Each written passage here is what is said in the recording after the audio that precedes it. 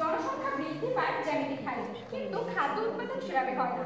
এজন্য খাদ্যের অভাব আমাদের দেশে থেকেই যায়। এজন্য খাদ্যের অভাব দূর করার জন্য তরুণ হিসেবে আমার প্রথমে উদ্যোগ হবে জনসংখ্যা নিয়ন্ত্রণ।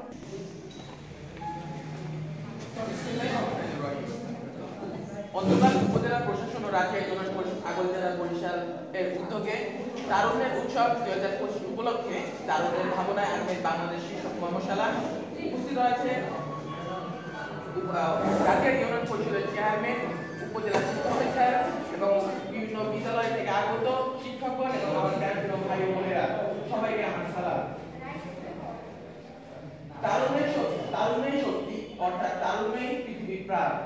বাংলাদেশের প্রায় 1 তরুণদের ঐক্যের মাধ্যমে সকল বাধা পেরিয়ে সামনে এগিয়ে আমাদের বিজ্ঞান ও প্রযুক্তিতে আমাদের যেসব বিষয়গুলো আমাদের উদ্যোগ নেওয়া প্রয়োজন সেগুলো আমাদের উদ্যোগ নিতে হবে এবং শিক্ষার বিষয়ে আমাদের আরো উন্নয়ন করতে হবে। আমরা সকলেই জানি যে আমাদের বাংলাদেশ শিক্ষার বিদেশের থেকে আমরা খুবই নিম্নমানে আছি, সেজন্য আমাদের শিক্ষাকে আরো উন্নয়ন করতে হবে, তাহলে আমরা জনসংখ্যাকে রূপান্তর করতে পারবো।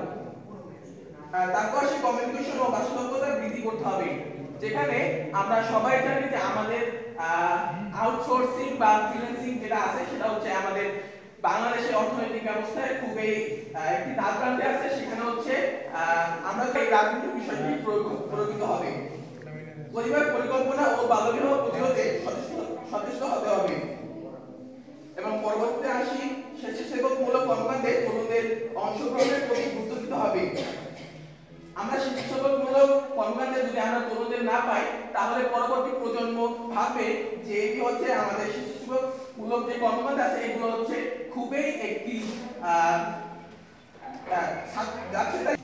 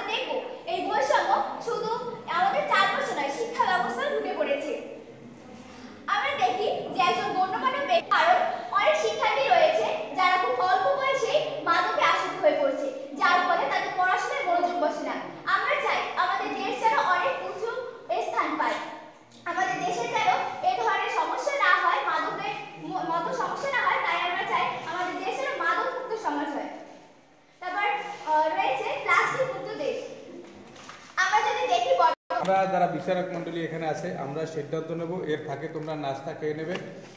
নয়ন, তোমাদের